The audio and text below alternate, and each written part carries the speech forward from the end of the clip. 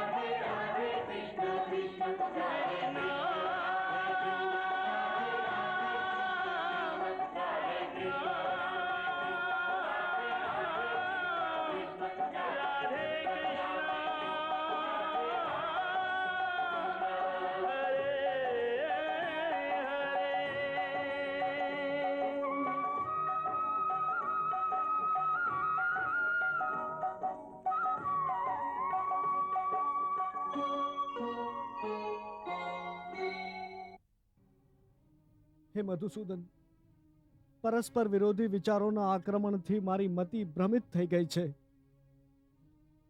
આ દ્વિધાને કારણે મને મારો માર્ગ સ્પષ્ટપણે દેખાતો નથી. હે કૃષ્ણ, આપ મારા ગુરુ છો, ભગવાન છો. હું આપના શરણમાં આવ્યો છું. હવે આપ જ મને માર્ગદર્શન આપો. મને રસ્તો બતાવો કે શું અનુચિત છે અને શું ઉચિત.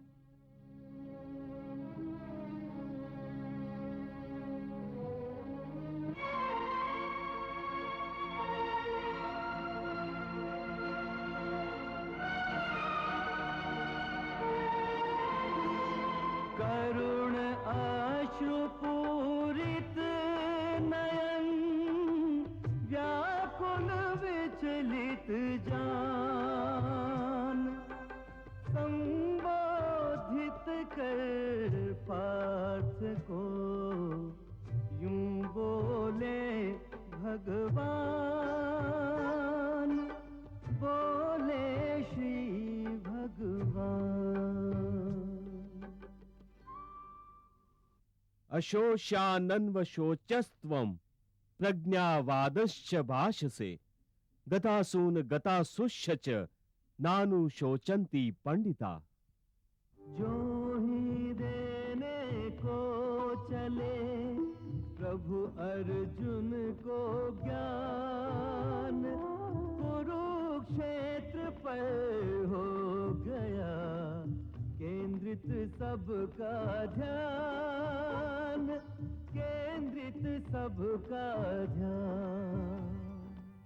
આજે ધરતી પર જે દિવ્ય ઘટના ઘટવાની છે એવું યુગો યુગોથી ક્યારેય નથી થયું. ભગવાન શ્રી કૃષ્ણ એમના માનવ અવતારમાં આજે જે બ્રહ્મજ્ઞાન આપવા જાય છે એ ક્યારેક અનાદિકાળમાં એમણે સૂર્ય દેવતાને આપ્યું હતું. એ જ્ઞાનને સ્વયં એમના જ શ્રીમુખે પાછું સાંભળવાનો અવસર હું ખોઈ નથી શકતો. शोक के योग्य नहीं उनमें कोई, जिनके शोक में तू अकुलाए।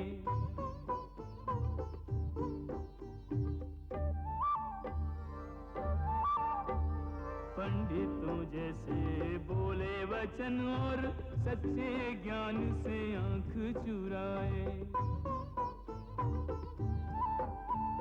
देह के दीप में प्राणों की ज्योति, देह के दीप में प्राणों की ज्योति, काल जलाए काल बुझाए। देह के दीप में प्राणों की ज्योति, काल जलाए काल बुझाए। ज्ञानी विचलित होते नहीं, कोई जग में रहे या जग से जाए। ज्ञानी विचलित होते नहीं, कोई जग में रहे या जग से जाए।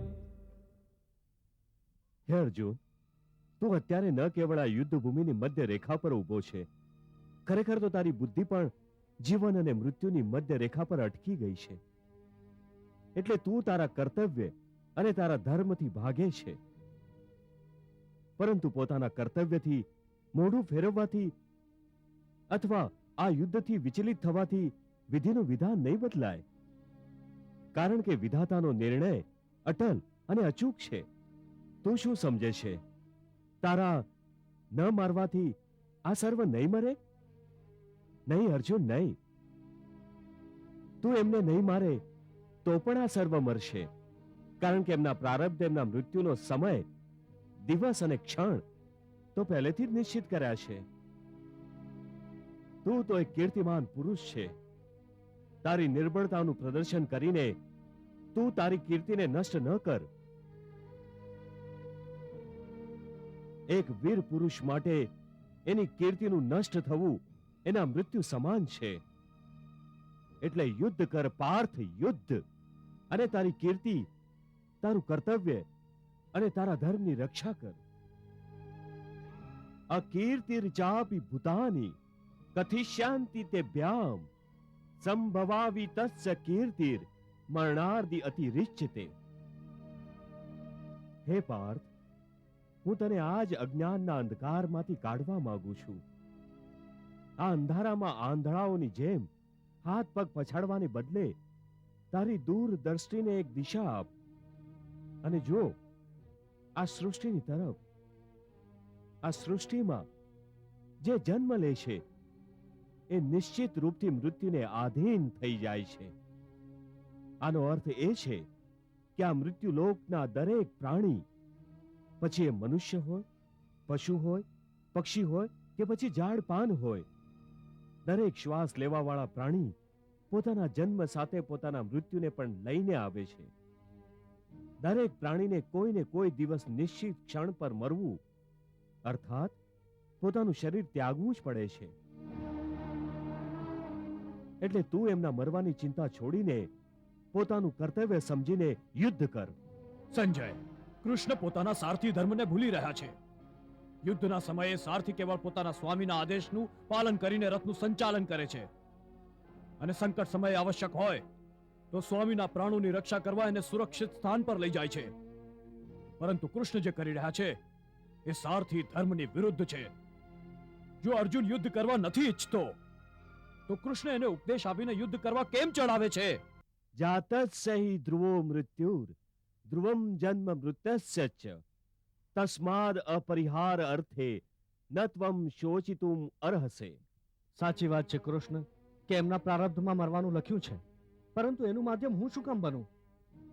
જો પિતામહના મૃત્યુનો સમય આવી ગયો હોય તો એ અવશ્ય મરી જશે, પરંતુ હું મારા હાથેથી શું કામ મારું? તો ઠીક છે, ન માર, પરંતુ પહેલા મને એ તો કહે કે કોણ છે તારા ભીષ્મ પિતામહ? ક્યાં છે તારા ભીષ્મ પિતામહ? આ શું પૂછો છો કે ભીષ્મ પિતામહ ક્યાં છે, કોણ છે? આપને દેખાતા નથી? ત્યાં સામે જ તો ઊભા છે ભીષ્મ પિતામહ. પેલા જે રથની ઉપર ઊભા છે? હા, એ જ તો. પણ પેલા જે રથ ઉપર ઉભેલા દેખાય છે પાર્થ, એ તો કેવળ ભીષ્મ પિતામહનું શરીર છે. હું પૂછું છું કે અસલી ભીષ્મ પિતામહ કોણ છે, ક્યાં છે? હે કૃષ્ણ, આપની વાત મને સમજાતી નથી. પેલા જે દેખાય છે એ ભીષ્મ પિતામહ નથી, કેવળ શરીર છે. એનો અર્થ એ છે કે ભીષ્મ પિતામહ કોઈ બીજું છે. અવશ્ય, એ જ તો તને સમજાવું છું. જો ધ્યાનથી, જો એ શરીરમાં જે પ્રકાશ છે, જેને આત્મા કહે છે,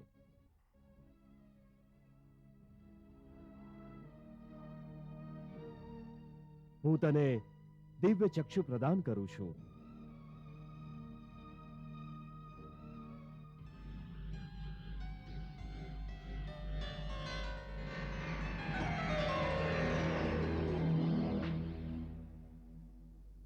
આ દિવ્ય ચક્ષુઓથી જો એ આત્માને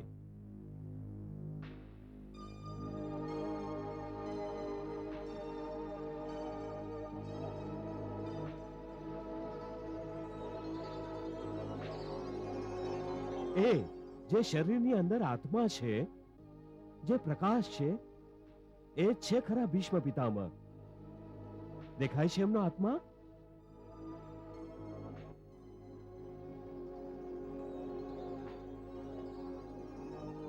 હા કેશવ, એક પ્રકાશરૂપી આત્મા દેખાય છે. બહુ સારું. હવે જો હું મારા સુદર્શન ચક્રથી ભીષ્મ પિતામહનું શરીર કાપી નાખું તો કેવળ એમનું શરીર જ મરશે, પરંતુ એમનો આત્માનો પ્રકાશ નહીં ઓલવાય. જો હું તારા દિવ્ય ચક્ષુઓને આ દ્રશ્ય સજીવન કરીને દેખાડું છું.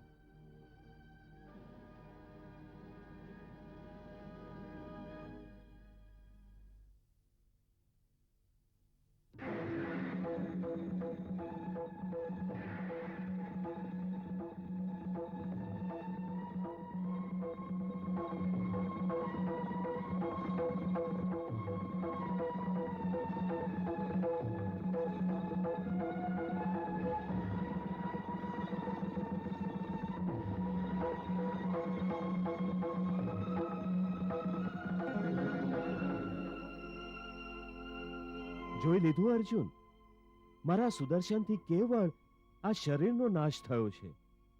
એના આત્માનો દીપક હજી એ જ પ્રકારે પ્રગટે છે. હે કોંતે, આ પરમ સત્યને સારી રીતે સમજી લે કે વિશ્વમાં કેવળ શરીર નાશવાન છે, કિંતુ આત્મા અવિનાશી છે. શરીર મરે તો પણ આત્મા નથી મરતો. આત્મા ન ક્યારે જન્મ લે છે અને ન ક્યારે મરે છે. એ અજન્મા, નિત્ય, સનાતન અને પુરાતન છે. જો શરીરને મારો તો પણ નથી મરી જતો. ન હન્યતે હન્યમાને શરીરે. ન હન્યતે હન્યમાને શરીરે. કૃષ્ણનું તત્વજ્ઞાન સાંભળવામાં બહુ સારું લાગે છે. હે પાર્થ, આ સંસારમાં કેવળ બે જ વસ્તુઓ છે, એક શરીર અને બીજું એ શરીરમાં રહેવાવાળો શરીરી. જે શરીરમાં રહેવાવાળો આત્મારૂપી શરીરી છે એ ક્યારેય મરતો નથી, અને જે શરીર છે એ સદા રહેતું જ નથી. આત્મા એક શરીર છોડે છે અને બીજું શરીર ધારણ કરી લે છે, એકદમ એમ જ જેમ મનુષ્ય જૂના કપડાં કાઢીને નવા કપડાં ધારણ કરે છે. વાસાંસી જીર્ણાની યથા વિહાય નવાની ગૃહ્યાંતિ નરોપરાણી તથા શરીરાણી વિહાય જિન્યાન્ય અન્યાન્ય સંન્યાતિ નવાની દેહી. हे महाभाग ये देह का त्याग पुराने वस्त्र उतारने जैसा जीवात्मा का नूतन जन्म नए परिधान के धारण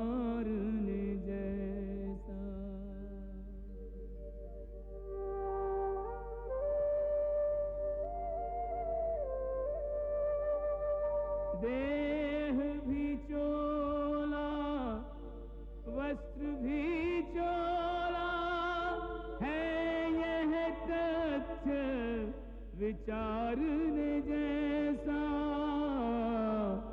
चोले के इस परिवर्तन पर क्या है धीरज हारने जैसा।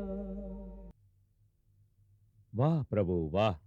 હે પાર્થ, કેવળ એટલું સમજી લે કે મૃત્યુ એક દરવાજો છે જેની અંદર જતી વખતે આત્મા જૂનું શરીર છોડી દે છે. વાસ્તવમાં મૃત્યુ અને જન્મના બે દરવાજા છે જે એકબીજાની સામ સામે છે. પ્રાણી જ્યારે મૃત્યુના દરવાજા સુધી પહોંચે છે તો એ શરીરનું મૃત્યુ થઈ જાય છે. પછી આત્માનો પ્રકાશ એ શરીરને છોડીને આગળ ચાલ્યો જાય છે અને પછી એ પ્રકાશ નવા જન્મના દરવાજામાં પ્રવેશ કરે છે જ્યાં જીવાત્માને પાછું એક નવું શરીર પ્રાપ્ત થઈ જાય છે.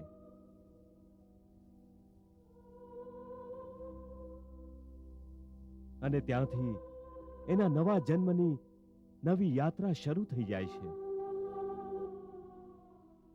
बचपन यौवन वृद्धावस्था जीवात्मा की हो जैसे तन में, वैसे ही लेकर नूतन जन्म प्रवेश करे वो नए जीवन में। વાહ વાહ, આજ તો શ્રી કૃષ્ણના શ્રી મુખથી જ્ઞાનની ગંગા વહી રહી છે. આ ગંગામાં તો અર્જુન ડૂબી જ જશે અને આ કૃષ્ણ એનું બુદ્ધિ ભેદન કરીને જ છોડશે. परमात्मा का अंश है आत्मा, परमानंद लुटावे हो तब तक विचरे परमात्मा में, जब तक जा न समावे हो।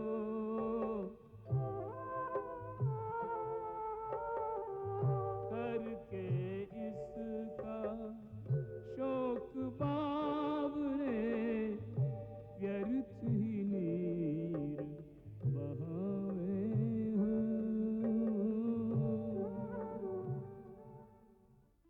આ બધું સમજીને તારે ન કોઈના મરવાનો શોક મનાવવો જોઈએ અને ન કોઈના ન મરવાની ખુશીનું પ્રદર્શન કરવું જોઈએ.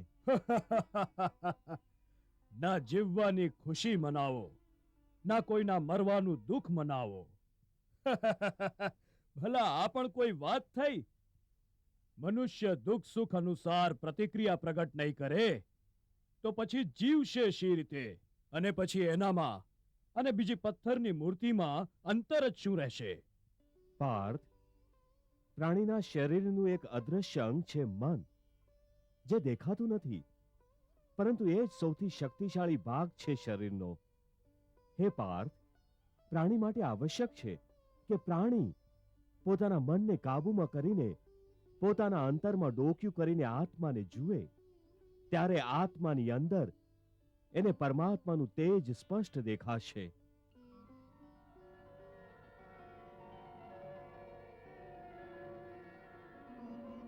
એને જ પરમાત્માનો સાક્ષાત્કાર કહે છે.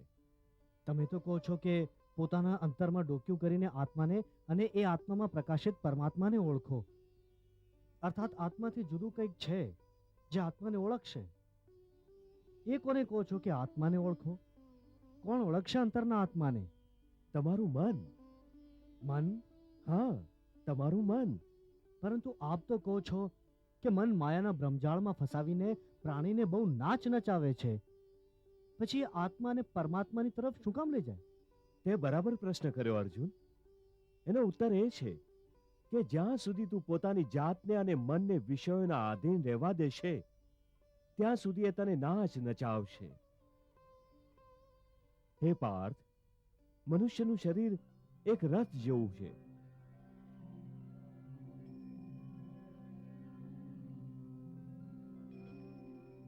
એ રથના જે ઘોડા છે એને મનુષ્યની ઇન્દ્રિયો સમજ. આ ઇન્દ્રિયોને ઘોડાનો જે સારથી ચલાવે છે એ સારથી જ મન છે. અને એ રથમાં બેઠેલા જે રથનો સ્વામી છે એ જ આત્મા છે. મનુષ્યની ઇન્દ્રિયો પોતાના વિષય તરફ આકર્ષિત થતી રહે છે.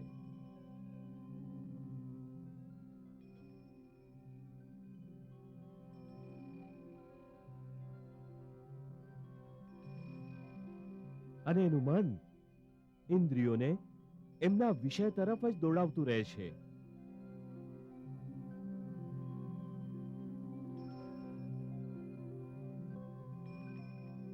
અને ત્યાં સુધી શક્ય છે જ્યાં સુધી જીવાત્મા એના મનને એના કાબુમાં ન લાવે.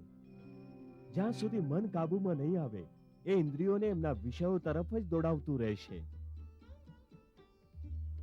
વિષય એમને બોલાવે છે, ઇન્દ્રિયો એમની તરફ દોડે છે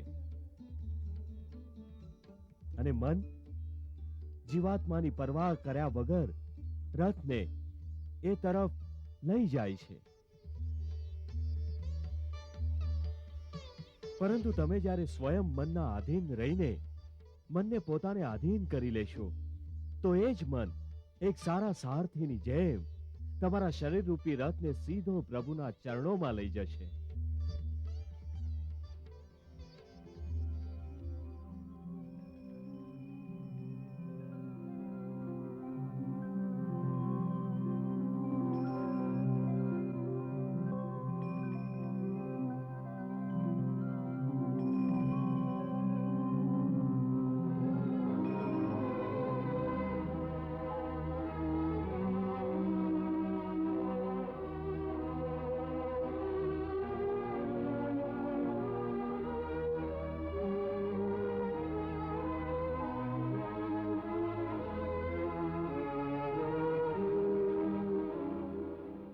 मन को वश में कर ले जो योगी, वो इसी रथ से मोक्ष को जाए। मन को वश में कर ले जो प्राणी, वो इसी रथ से अनंत को जाए।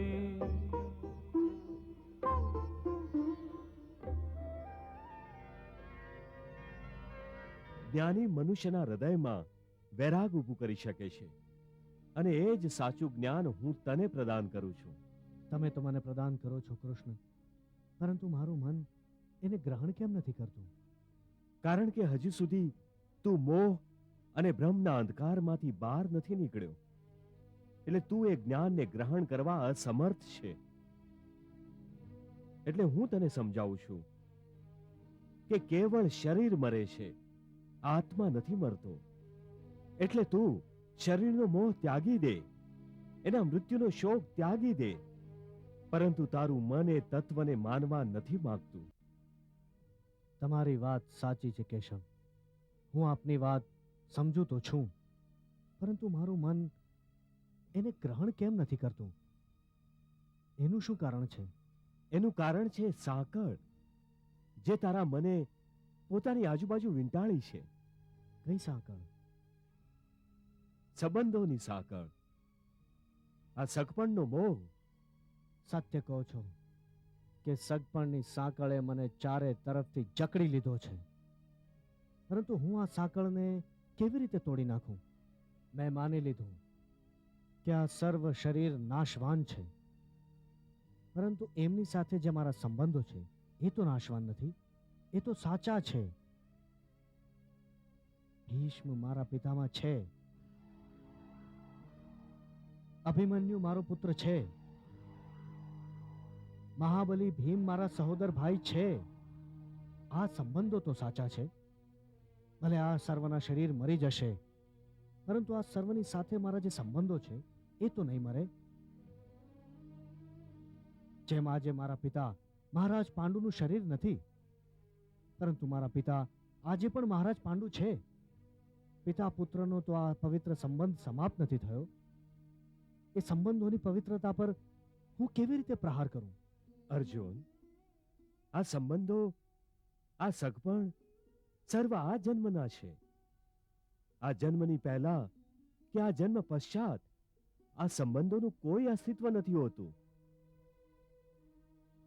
આ કાકા, મામા, ભાઈ, પુત્ર, પિતામહ ગયા જન્મમાં ક્યાં હતા? તારું શું સગપણ હતું? અને આવતા જન્મમાં એ શું હશે? ક્યાં હશે? એનો ઉત્તર છે તારી પાસે? ના કેશવ, ગયા જન્મમાં જ્યારે તારું મૃત્યુ થયું હશે,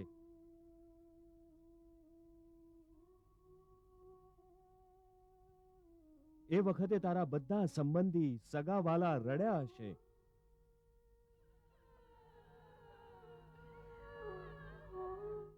તારી પત્નીએ, તારા પુત્રોએ બહુ વિલાપ કર્યો હશે.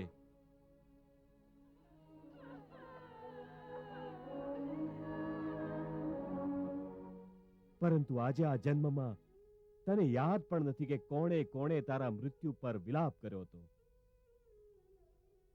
આજે તારા માટે એમનું રડવાનું કોઈ મૂલ્ય નથી.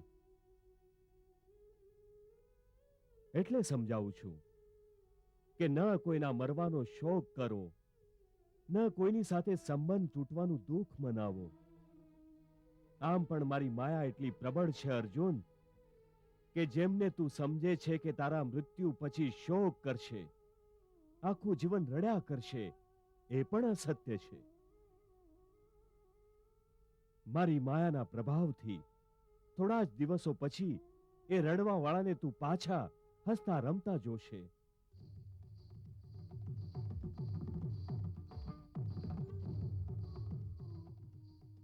મિત્ર 4 દિવસ રડે છે, ભાઈ 10 દિવસ રડે છે, પત્ની એનાથી અધિક રડે છે, માતા સૌથી અધિક સમય સુધી રડે છે.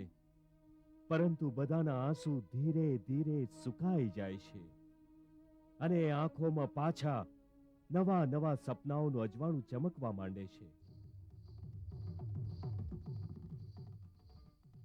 હે અર્જુન, આ સંબંધો શરીરના જન્મની સાથે જન્મે છે અને શરીરના મૃત્યુ સાથે મરી જાય છે. એટલે આ સગા સંબંધીઓના ચક્રવ્યૂહમાંથી બહાર આવી જાઓ. આત્મા અમર છે. આ અમર સત્યને ઓળખો. સંબંધો તો બદલાતા રહે છે.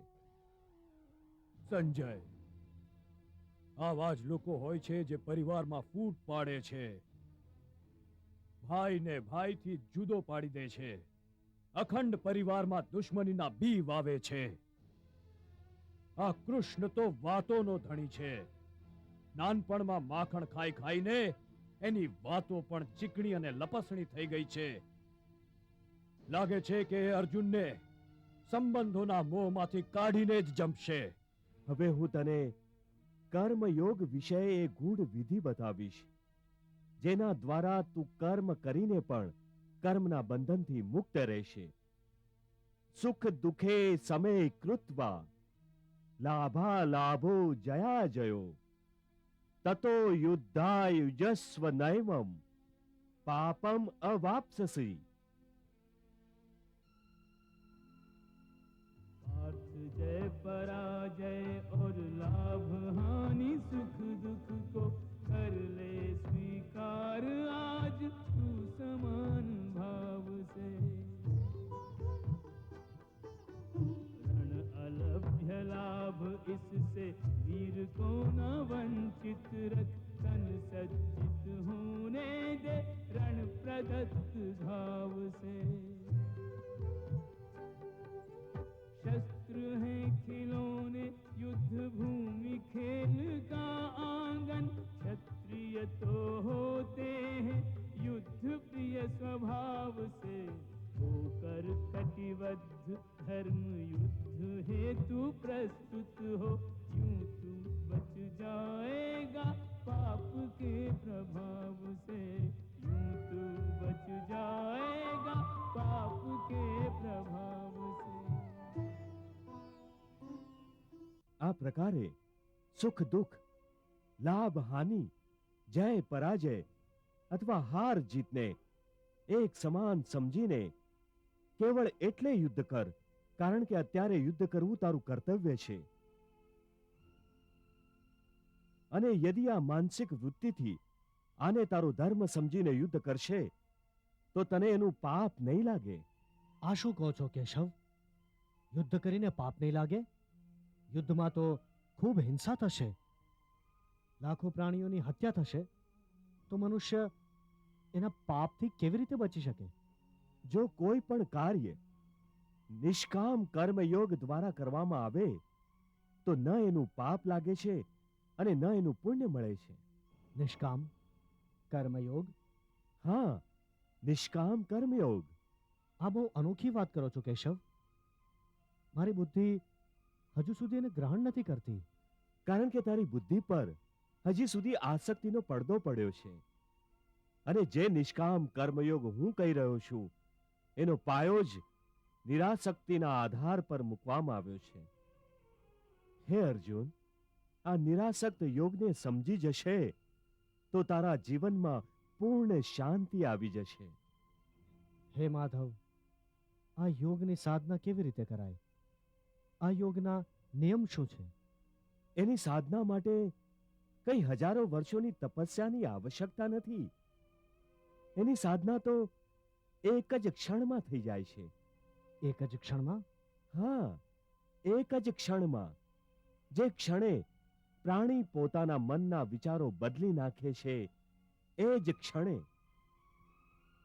કર્મણ્યે વાધિકારસ્તે મા ફલેષુ કદાચન મા કર્મફલ હેતુર્ભમા તે સંગોસ્ત કર્મણિ. હે અર્જુન, કેવળ કર્મનો સંકલ્પ જ પ્રાણીના અધિકારમાં છે. એનું ફળ પ્રાણીના અધિકારમાં નથી. કઈ રીતે? હું કહું છું કેવી રીતે. પાર્થ, જરાક એ દ્રશ્યની કલ્પના કરો કે નગર ધનવાનની સામે ખૂબ જ સ્વાદિષ્ટ ભોજનની થાળી પીરસાઈ છે. થાળી સોનાની છે, ગરમા ગરમ વ્યંજન પીરસેલા છે, જેને જોઈને એ બહુ જ પ્રસન્ન થઈ રહ્યો છે.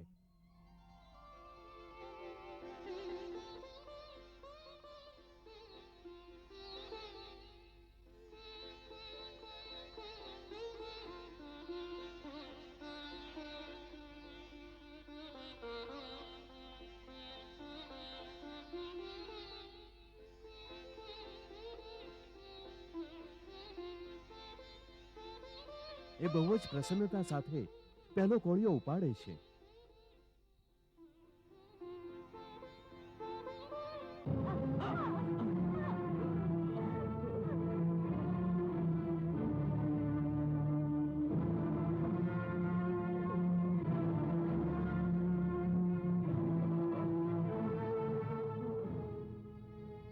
જોઈ લીધું કે પ્રારબ્ધમાં ન હોય તો મોડા સુધી પહોંચીને પણ કોળિયો છીનવાઈ જાય છે. વાહ પ્રભુ વાહ! હે કેશવ, જો કર્મમાંથી મનુષ્ય મુક્ત નથી થઈ શકતો તો એ કર્મ કઈ રીતે કરે જેથી પાપ અને પુણ્યમાંથી મુક્તિ મળે? હે પાર્થ, આની રીત એ છે કે મનુષ્ય ફળની ઈચ્છા ત્યાગીને કર્મને પોતાનો ધર્મ સમજીને કરે. ફળ એને અવશ્ય મળશે, પરંતુ એ ફળનો એ વિધાતાની ઈચ્છા સમજીને સ્વીકાર કરે. જ્ઞાની પુરુષ આ જ યોગને અપનાવીને કર્મ યોગી બની જાય છે. વાહ! કેટલું મહાન સત્ય પ્રભુએ સહેજ કહી દીધું. એ કેવી રીતે ભગવાન? દેવી, સમસ્ત ભય, ચિંતા, કલેશના મોહમાં આસક્તિ હોય છે. કર્મયોગ ફળની આસક્તિનો ત્યાગ કરવા કહે છે, અર્થાત નિષ્કામ થઈને કર્મ કરવાનું કહે છે. આનાથી મનુષ્યને શું લાભ થાય છે ભગવાન? લાભ એક છે દેવી કે કર્મયોગ ચિત્તને શુદ્ધ અને ભયમુક્ત કરે છે. હે પાર્થ, ઈશ્વરને સમર્પણ કરવાની ભાવનાથી કરેલું કર્મ ફળ પ્રાપ્તિની કામનાથી કરેલા કર્મથી 1000 ગણું અધિક શ્રેષ્ઠ છે. જ્ઞાની પુરુષ કર્મ ફળની આશા કર્યા વગર સમબુદ્ધિ યોગ દ્વારા કર્મ કરે છે અને પાપ પુણ્ય આદિ ભાવનાઓથી મુક્તિ પામે છે. પાર્થ, તું પણ આવી ભાવનાઓથી મુક્ત થઈ જશે જ્યારે તું સમબુદ્ધિ કર્મનું આચરણ કરશે. યોગસ્થા કુરુ કર્માણી સંગમ ત્યક્ત્વા ધનંજય સિદ્ધિ અસિદ્ધિઓ સમો ભૂત્વા સમત્વમ યોગ ઉચ્યતે. ધન્ય છો પ્રભુ, આપ ધન્ય છો. દેવી, પ્રભુના અમૃત વચનો સાંભળીને આપણ ન્યાલ થઈ ગયા. હે ભોળાનાથ, આ અમૃત વચનોની ઝરમર વર્ષામાં તો તનમન એવું ભીંજાઈ ગયું છે કે હું તો તૃપ્ત થઈ ગઈ છું. દેવી, આપ તો કેવળ આ અમૃત વચનોની વર્ષામાં ભીંજાઈ ગયા છો, પરંતુ ત્યાં અર્જુનને જુઓ.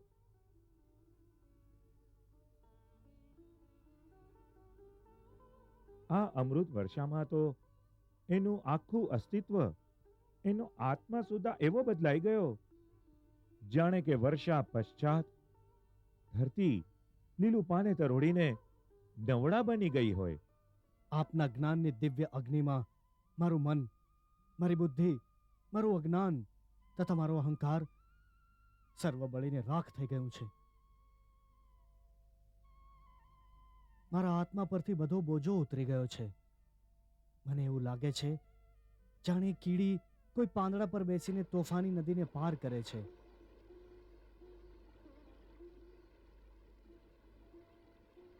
એ જ પ્રકારે હું આપના કરુણારૂપી કમલપત્ર પર બેસીને આ વિશાળ ભવસાગર ઉપર તરું છું. જે પ્રકારે અંત સમયે એક મૃત શરીર આત્માથી દૂર થઈ જાય છે, એ જ પ્રકારે આ સમયે મારી સર્વ આસક્તિઓ, સર્વ આશાઓ, સમસ્ત કામનાઓ મારાથી દૂર થઈ ગઈ છે અને હું પ્રકાશના એક કિરણની જેમ હળવો થઈ ગયો છું. હવે જાણે કે મારા સમસ્ત અસ્તિત્વ પર કોઈ બોજો નથી. ચારે બાજુ કેવળ પ્રકાશ જ પ્રકાશ છે. હું જોઉં છું કે આ ક્ષણે તું કેવળ એક પ્રકાશ પુંજ છે, જેને મેં મારી દિવ્ય જ્યોતિથી પ્રકાશિત કર્યો છે. કોઈ લાલસા, કોઈ કામના હવે તારી અંદર નથી રહી. હે પ્રભુ, હજુ હું પૂર્ણ રીતે કામના વિહીન નથી થયો. શું કહે છે અર્જુન? હજુ મારી અંદર એક કામના રહી ગઈ છે જે મરી નથી. હે અર્જુન, એવી કઈ કામના છે જેને મારી જ્યોતિનું તેજ પણ ભસ્મ ન કરી શક્યું? આપના દર્શન. મારા સાક્ષાત દર્શન તો તું કરી રહ્યો છે. ના ભગવાન, આ સમયે હું આપના સંપૂર્ણ રૂપના દર્શન કરવા માંગુ છું. હે સમસ્ત ચરાચરના સ્વામી, જો આપ મારા પર પ્રસન્ન હો તો મારી આ અંતિમ ઈચ્છા પૂરી કરો. હે પાર્થ, મેં તને સર્વદા મારો સખા કહ્યો છે. હું તારી આ ઈચ્છા પણ અવશ્ય પૂરી કરી શકું છું, પરંતુ મારા આ વિરાટ સ્વરૂપના દર્શનનું તેજ તારી આ આંખો નહીં સહી શકે. હે અર્જુન, તારી દ્રષ્ટિની જોડી એટલી મોટી નથી કે જેમાં મારું સંપૂર્ણ દિવ્ય સ્વરૂપ સમાઈ શકે. મારા નેત્રોની જોડી નાની છે, પરંતુ આપની કરુણા, આપની દયા તો નાની નથી. સાચા દાતા એક યાચકની નાની જોડી જોઈને પોતાનું દાન ઓછું નથી કરતા. એ જ પ્રકારે હે અપરંપાર, મને એ નેત્ર પ્રદાન કરો જેનાથી હું આપના વિરાટ રૂપના દર્શન કરી શકું. હે અર્જુન, એક સાચા ભક્તની ભાંતિ આજે તે ભગવાનને હરાવી દીધા છે. સારી વાત છે, હું તારી ઈચ્છા અવશ્ય પૂરી કરીશ. આજે તારે કારણે સમસ્ત દેવી દેવતા પણ મારા દુર્લભ રૂપને જોઈને નિહાલ થઈ જશે. પહેલા હું તને એ નેત્ર પ્રદાન કરું છું જે આ વિરાટ રૂપના દર્શન કરી શકે.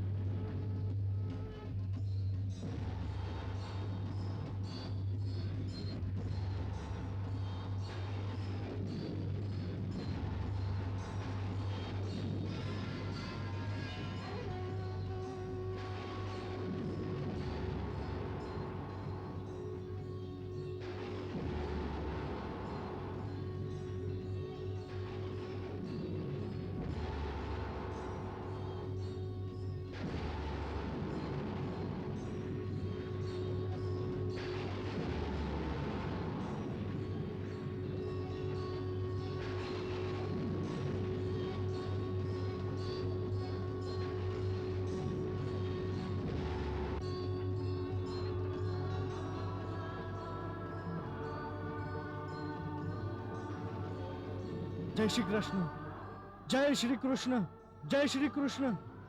જય શ્રી કૃષ્ણ, જય શ્રી કૃષ્ણ, સંજય, જય શ્રી કૃષ્ણ. હું જય પૂછું શ્રી છું કે આ કૃષ્ણ. શું થઈ રહ્યું છે? મહારાજ, કંઈ જ ન પૂછો. આ સમયે શું થઈ રહ્યું છે? ભગવાન શ્રી કૃષ્ણ અર્જુનને પોતાનું દિવ્ય વિરાટ સ્વરૂપ દેખાડે છે. વિરાટ સ્વરૂપ, વિરાટ સ્વરૂપ.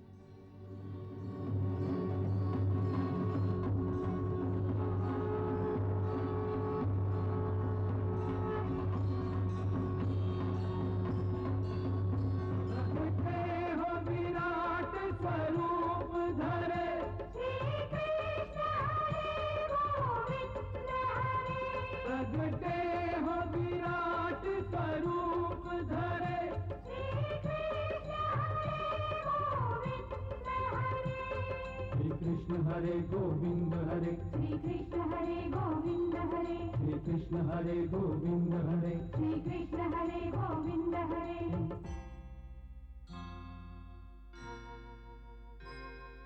केशव नमः, केशव नमः, माधव नमः, माधव नमः. श्री कृष्ण गोविंद हरे मुरारे, सुगुण वरुण नातीत तुम्हारे.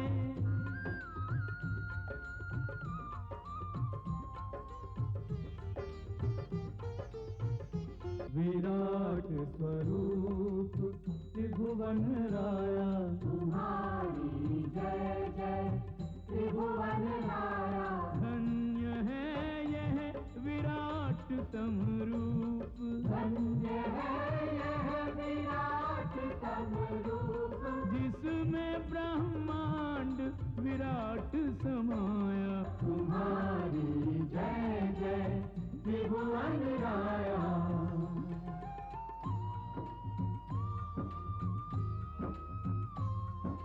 नेत्र अनेक अनेक मुख, उदर अनेक विशाल, अग्नि मुखों में प्रज्वलित, दाढ़े हैं विकराल.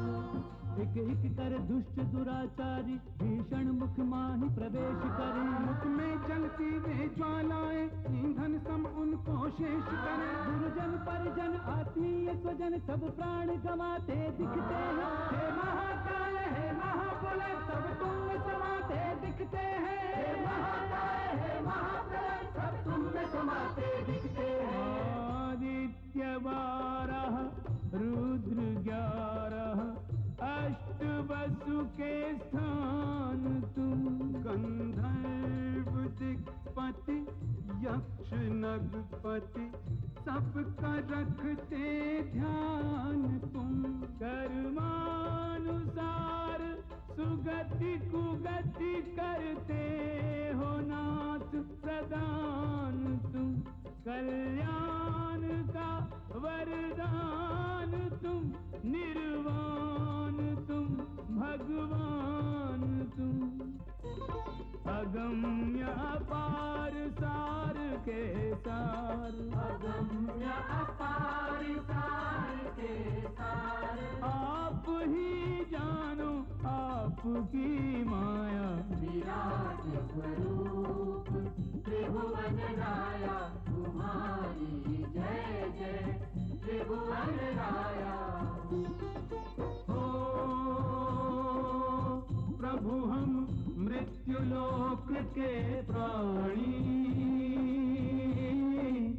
निर्बल याचक और अज्ञानी, कृष्ण हरे गोविंद हरे, मोहन माधव कृष्ण हरे। हो मन में प्रेम के दीप जला दो, द्वेष मिटा दो, बैर मिटा दो, कृष्ण हरे गोविंद हरे, मोहन माधव कृष्ण हरे। ओ श्री चरणों में स्थान हमें दो, भक्ति का वरदान हमें दो, कृष्ण हरे गोविंद हरे, मोहन माधव कृष्ण हरे। ओ बनी रहे तुम्हारी ठकुराई, चाकर रखो दो सेवकाई, कृष्ण हरे गोविंद हरे, मोहन माधव कृष्ण हरे। ओ सेवा का फल बस यही मांगे, जन्म जन्म तुम पद अनुरागे, कृष्ण हरे गोविंद हरे, मोहन माधव कृष्ण हरे। कृष्ण हरे गोविंद हरे, मोहन माधव कृष्ण हरे, कृष्ण हरे गोविंद हरे, मोहन माधव कृष्ण हरे, कृष्ण हरे गोविंद हरे, मोहन माधव कृष्ण हरे, कृष्ण हरे गोविंद हरे, मोहन माधव कृष्ण हरे। हरे कृष्ण कृष्ण कृष्ण हरे हरे, हरे कृष्ण कृष्ण कृष्ण हरे हरे, हरे कृष्ण कृष्ण कृष्ण हरे हरे, हरे कृष्ण कृष्ण कृष्ण हरे हरे, हरे कृष्ण कृष्ण कृष्ण हरे हरे, हरे कृष्ण कृष्ण कृष्ण हरे हरे। कृष्ण